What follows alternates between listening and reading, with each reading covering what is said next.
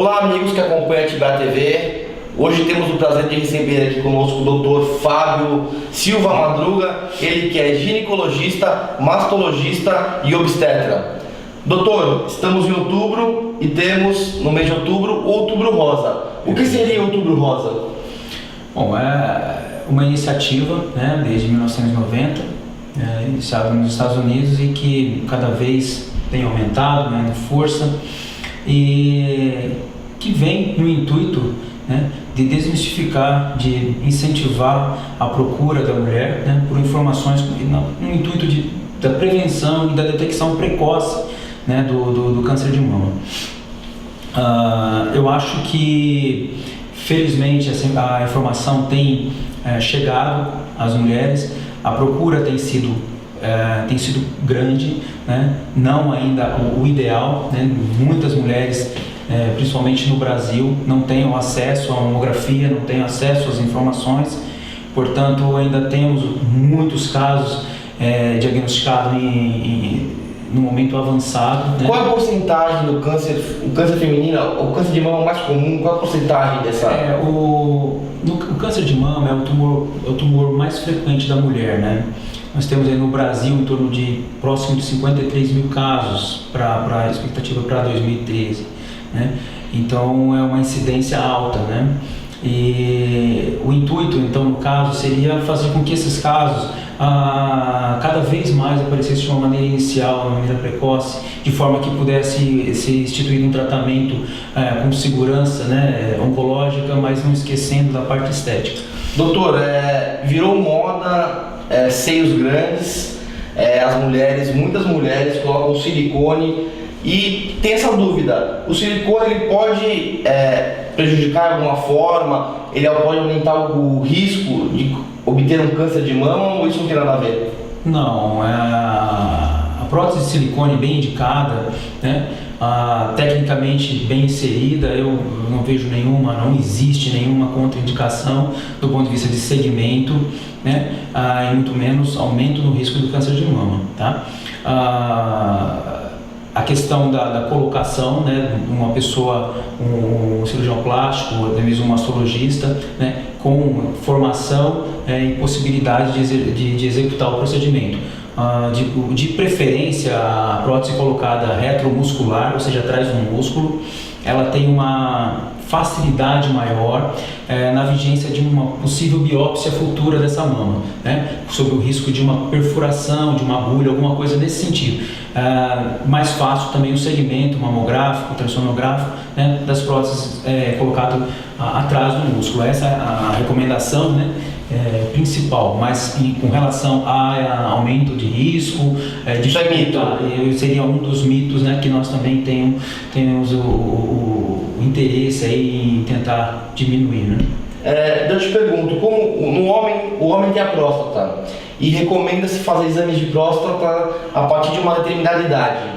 No câncer de mama tem isso também ou não tem idade para ter o câncer? Com relação à questão à idade, a maior frequência seria das mulheres a partir de 50 anos, tá? No entanto, tem havido alguns casos, né, precoces, né, de tumor de mama em pacientes abaixo de 30 anos, pacientes com 35 anos. Então é fundamental, durante a anamnese, a investigação de algum caso familiar, né? Então, havendo algum caso abaixo de 50 anos, é importante ficar atento porque pode existir uma correlação. Existe uma correlação maior com os tumores abaixo de 50 anos, os tumores bilaterais, né? O câncer de mama é uma doença que pode ter algumas vertentes, como a bilateralidade, que se manifestada numa paciente abaixo de 50 anos, ele tem uma conotação de hereditariedade, então as outras, né, os integrantes dessa família teriam que ficar atentos, né? Então uma pessoa que tem uma filha que tem uma mãe que teve esse problema, alguém na família com esse problema, a atenção tem que ser redobrada, é isso? Um câncer de mama bilateral em mãe ou irmã, né, o cuidado tem que ser redobrado, né? É importante deixar claro que às vezes a doença apresentando aos 40 anos, por exemplo, a investigação tem que ser começada nos pacientes dessa família em torno de 10 anos antes do primeiro caso, né, de câncer de mama, né? Então eu acho que é uma situação que é importante, a gente tem acompanhado, né, cada vez mais, alguns casos aí apresentando com 28, 29, 30 anos.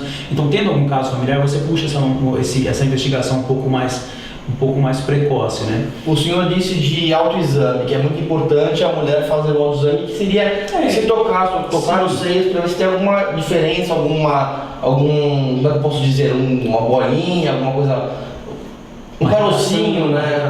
É importante criar o hábito, né, do autoexame, de a mulher ter o hábito de sentir a textura da sua mama, né, a consistência, né, o perfil, né, e esse hábito vai fazer com que ela no futuro identifique, né, no início alguma lesão que porventura possa ser um nódulo. É importante deixar claro que nem todo nódulo é um tumor, né? Isso que eu queria falar. Às vezes a pessoa sente alguma coisa e já fica muito preocupada, desesperada. Não é todo nódulo que é um problema grave como este. Sim. Não são todos os nódulos que são tumores, né? Então é importante deixar claro que existem os cistos, existem os nódulos benignos, né? Existem os adensamentos glandulares, que são as mamas mais densas, né?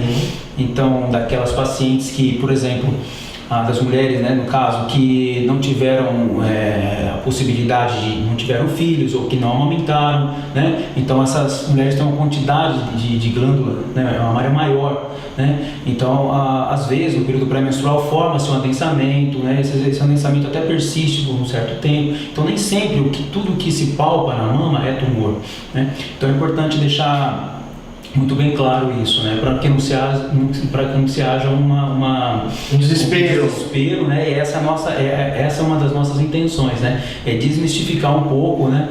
Essa busca, né, incessante, né? Que de qualquer situação de achar que venha a ser um tumor, né? O autoexame é muito importante, mas sentindo alguma diferença, o ideal é fazer uma mamografia, que seria o exame ideal. Em relação ao autoexame, o mais precoce começar a fazer para criar um hábito, mas não com aquela preocupação, né? Uma vez que o câncer de mama ele se manifesta em idades mais avançadas, é mais uma questão de se conhecer mesmo, né? E criar o hábito, né? Então é importante se fazer a palpação, deitada, né? Com a mama, fazendo a mama oposta à mão, examinadora, né? De preferência com um travesseiro na região das costas. Isso você tem uma posição melhor para que a mama seja melhor avaliada, né? A inspeção de frente para o espelho, levantando os braços, né? Observando alguma área de retração, né? Uma área de entrância na pele ou alguma saliência, alguma área vermelha, né? Alguma secreção pelo mamilo, né? Então uma secreção ela teria que ser espontânea, uma secreção cristalina, né?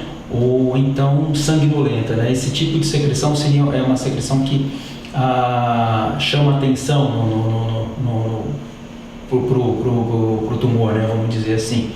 Então assim faz parte da investigação, né? Dentro do autoexame essa inspeção, né? Que seria uma extensão do autoexame, né? Então é uma informação importante, né?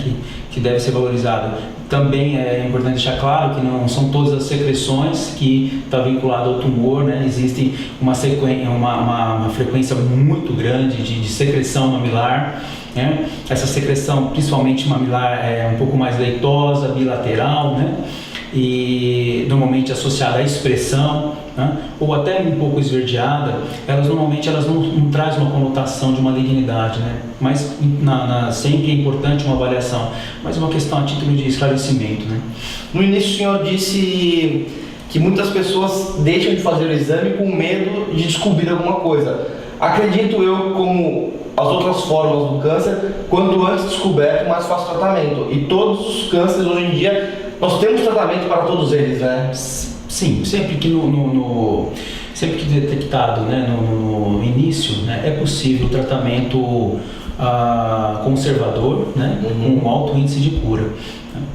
Então a questão do medo vinha ultimamente, com o avanço da medicina, as informações passam de geração para geração, então já existe uma procura maior, né, no intuito exatamente de evitar essa mutilação, né? Mas infelizmente uma parcela ainda evita esse primeiro contato por uma questão de receio, né, de ser mutilada, de ter uma... Então a importância uma das importâncias, né, dessa nossa conversa do Outubro Rosa é exatamente essa, né, desmistificar esse tipo de informação, que eu acho que na primeira queixa, no primeiro sintoma, né, você tem que procurar o seu ginecologista inicialmente, o seu mastologista de confiança, para que essa alteração seja melhor investigada, né?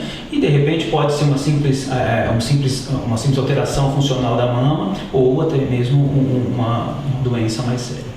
Doutor, para quem está nos assistindo, mulheres acima de 50 anos, qual o conselho o senhor daria? Como eu já disse inicialmente, né, levar uma vida saudável, alimentação, atividade física, combatendo o cigarro, né, a bebida alcoólica socialmente, eu acho que é importante, né, também no intuito de se diminuir o estresse do dia a dia, né, que é um dos fatores também do aumento cada vez maior aí do câncer de mama. Tá? A questão do estresse. Então, os hábitos, conforme colocado, além dos hábitos, você teria, né, a ida, né, a rotineira, né, ao consultório ginecológico, né, e a partir daí os exames necessários seriam solicitados: mamografia, ultrassonografia, né, o autoexame que já foi feito em casa, o exame clínico das mamas, tá? E na vigência de alguma alteração de um desses exames, mamografia, ultrassom ou exame clínico, a solicitação de outros exames, né, se faz necessário, como uma biópsia, às vezes de repente uma ressonância com uma mama que você não consegue ter uma visualização pela mamografia, existe alguma dúvida com relação a uma outra informação a mais que você precisa. Então, de repente, os exames seriam de acordo com cada paciente, de acordo com o que vai ser encontrado aí nesses exames, né? Doutor, eu te agradeço muito pela entrevista, pelo espaço. Acredito que tenha sido muito esclarecedor para quem está nos assistindo. Eu agradeço muito e obrigado pela oportunidade.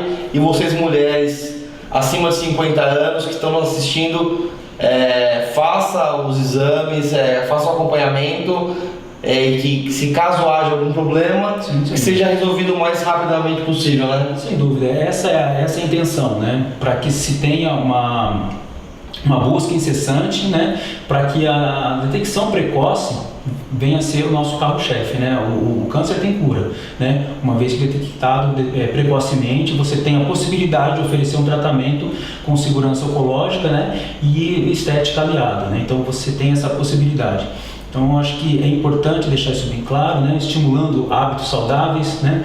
É fundamental a amamentação, um dos fatores que não foi colocado, né? Mas é um fator importante na proteção também. Então, eu acho que é isso, né? São pequenas medidas que nós iremos conseguir evitar grandes problemas, né? Então, acho que não ter medo, né? Não ter medo do ginecologista, do mastologista, né? Ir em busca da informação, né? Sempre. Não valorizar as crendices, os tabus, né? E ir atrás das informações. Doutor, muito obrigado pela explicação. Você, espero que tenha gostado da entrevista e continue ligados aí com a gente na Atibaia TV.